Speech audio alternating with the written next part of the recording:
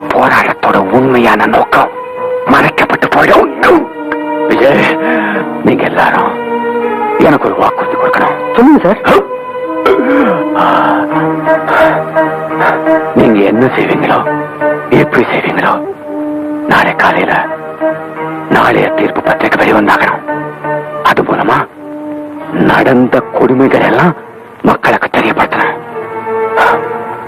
நாளைய தீர்ப்பை அவங்க கையில விட்டுருங்க.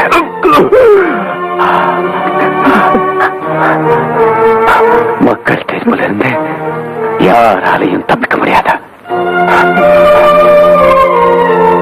நீங்க என்ன செய்வீங்க நம்புறேன்.